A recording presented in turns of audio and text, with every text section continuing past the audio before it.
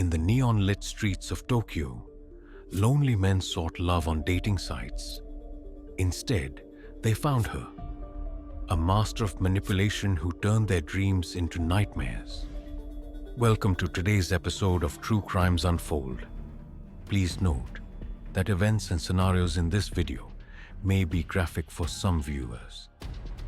Discretion is advised. Details of the videos are taken from actual case files. Before we begin, let us know in the comments where you're listening from, what type of cases you'd like us to cover next, and we'll make sure to add them to our list. And don't forget to subscribe to get new stories as soon as they're released. Now settle in, get ready, and let's begin. In the neon-lit streets of Tokyo, lonely men sought love on dating sites. Instead, they found her, a master of manipulation who turned their dreams into nightmares. Through perfectly crafted meals laced with sleeping pills and the silent killer of burning charcoal, she orchestrated their final moments. This true crime horror story explores how a piano prodigy became Japan's most notorious Black Widow. Perfect for dark-screen true crime enthusiasts and ASMR sleep story lovers who prefer their bedtime tales with a dash of real-life horror. You know what's truly terrifying? Not the monsters that hide under our beds, but the ones who smile at us across the dinner table. Let me tell you about a case that still haunts the Tokyo Metropolitan Police Department to this day. February 8th, a Wednesday, like any other in suburban Tokyo. The winter air hung heavy with moisture, and the neon signs cast their usual sickly glow through the fog. In a modest apartment complex, a supervisor stood before door 203, his hand frozen mid-knock. Something wasn't right. The smell, subtle but wrong, seeped through the cracks. Inside, they found Takao Terada. The 53-year-old systems engineer lay perfectly positioned in his bed, as if sleeping. But the empty electric stoves and the faint scent of charcoal told a different story.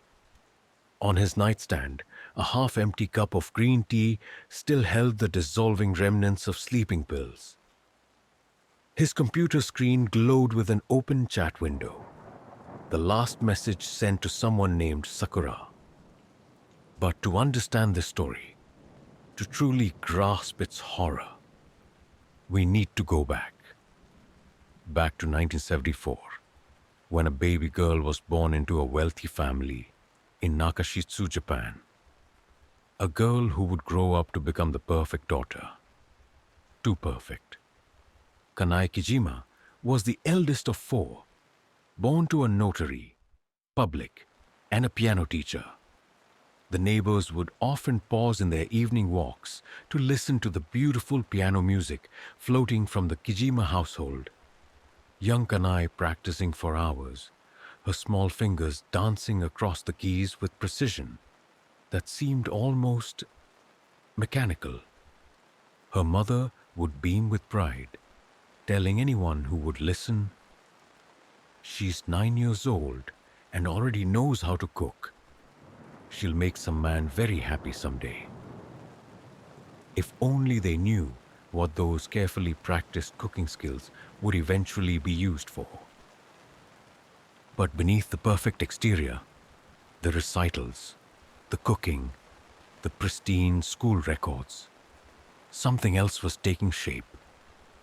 When Kanae was in high school, $21,000 disappeared from her father's safe. Money that would fund her first taste of luxury. The beginning of an addiction that would eventually cost men their lives. Pause for effect. Sound of narrator taking a sip of drink. But here's where it gets interesting, my friends. You see, that theft wasn't just about the money. It was the first sign of something darker. something that would evolve into a methodology so precise, so calculated, that it would take the police years to connect the dots. Would you like to know what happened next? Let me tell you about her first victim. But I warn you, what I'm about to share isn't for the faint of heart. Now, where was I? Ah, yes. You see, Tokyo in the early 2000s was changing. The internet was creeping into every home, and loneliness was becoming Japan's silent epidemic. But before we get there, let me tell you about Kanai's evolution. Picture this. A young woman, standing 5 feet tall, weighing 105 kilograms, staring at her reflection in the neon-lit windows of Kabukicho's escort clubs. Not your typical predator. But that's what made her so dangerous. She learned her craft in these streets. Under the guidance of a pimp named Takayachi, she discovered something powerful.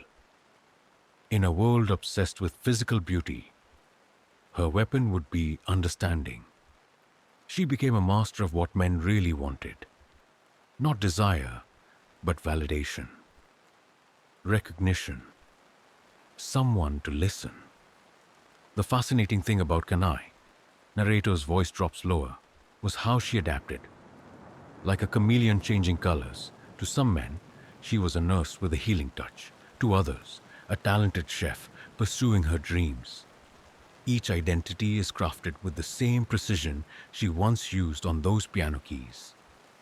By 2001, she had perfected her technique. Her first major target was Sato Fukuyama. Who was Sato? He thought he'd found love. Instead, he found a masterclass in manipulation. She told him about her parents dying in a plane crash, about her dreams of studying music in Boston. But here's where it gets interesting. The narrator pauses, stokes the fire. Kanai didn't just take their money. She studied them, learned their habits, their weaknesses. Each man was a dress rehearsal for what was to come. The police reports show something curious. In each case, before things turned dark, she cooked for them. Special meals, they said.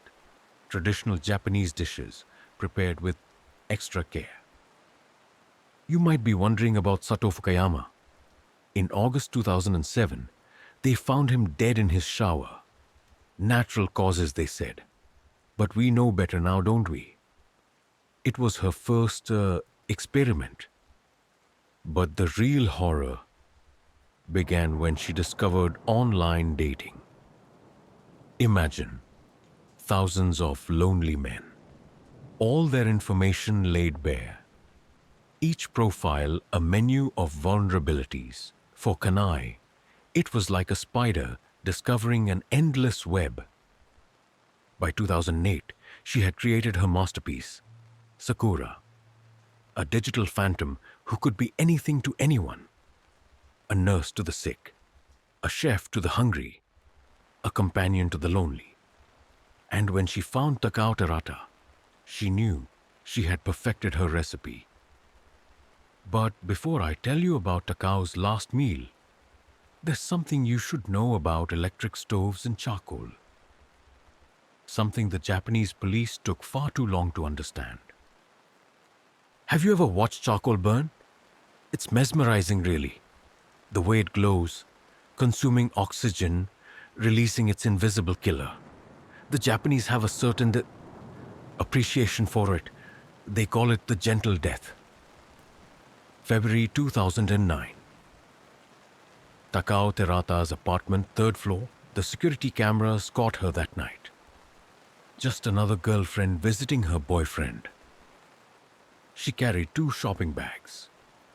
Electric stoves, they'd later discover. And charcoal, always the charcoal. But what makes this story truly horrifying isn't the method. It's the intimacy of it all. You see, Takao trusted her. Even as she prepared his final meal in his own kitchen, he sat there, smiling, watching her cook. The same hands that played piano so beautifully now measure sleeping pills like ingredients in a recipe. The police files tell us something interesting about that night. Takao's last text message to his sister, "I think I finally found happiness," sent just hours before. She waited until the sleeping pills took effect, watched as his eyes grew heavy, as his breathing slowed. Then, with the same precision she once used to play Chopin, she began her real work. The electric stoves are positioned just so. The charcoal arranged perfectly. The windows are sealed. But here's where our Black Widow made her first mistake. In her haste to leave, she transferred money from his account too quickly. $121,000, a digital fingerprint that would later become crucial. They say that in the moments before carbon monoxide takes you, you experience a strange sense of peace. I wonder if Takao felt that peace, or if somewhere in his drug-induced sleep, he realized what was happening. 5 days passed before they found him, but Takao was just the beginning. Because, you see, while the police were still writing off his death as suicide, she was already hunting again. This time, her prey was an 80-year-old art collector named Kenzo Ando. Kenzo's case was different. As his caregiver, she had time to perfect her performance. She played the role of devoted nurse for weeks, but the method stayed the same. Another quiet dinner, another peaceful sleep, another gentle death. But what happened to Kenzo Ando? Well, that's where our story takes an even darker turn. Because unlike Takao's carefully staged scene, Kenzo's death would involve fire. And fire, my friends, has a way of revealing secrets. You know what's fascinating about serial killers? It's not the deaths, it's the lives they live between them. The mundane moments, the grocery shopping, the blog posts. Even as the bodies were being discovered, Kanai was online, typing away, crafting her next persona. July 2009. The heat in Tokyo was unbearable that summer, but something else was making the police uncomfortable. Too many lonely men were dying in their sealed apartments, too many electric stoves, too much charcoal. Isao Kakehi was scrolling through dating profiles when he found her. A graduate student, she claimed, young, ambitious, looking for love. His mother would later tell police that he seemed different after meeting her, happier.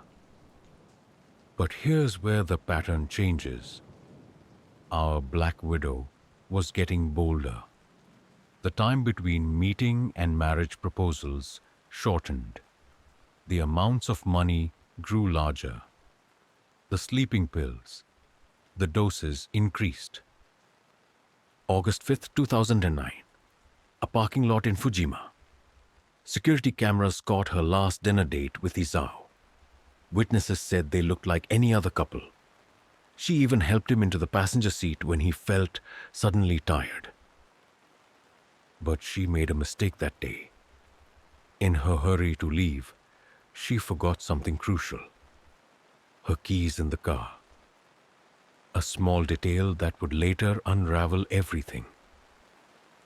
Narrator leans forward, firelight casting deep shadows. The police were starting to connect the dots now. Each death had its signature. The charcoal, the sleeping pills, the bank transfers. But they needed proof, hard evidence. And Kanai? She was already hunting again. September 2009. Another man, another profile. This time, she posed as an American cooking student. The perfect blend of exotic appeal and domestic skills. But something was different this time. She was getting careless, desperate. She cut the fire alarm wires in his house, bought 2 electric stoves instead of one. The recipe was the same, but the portions were becoming deadly. Narrator's voice drops to a whisper. But fate has a way of interrupting even the most carefully laid plans.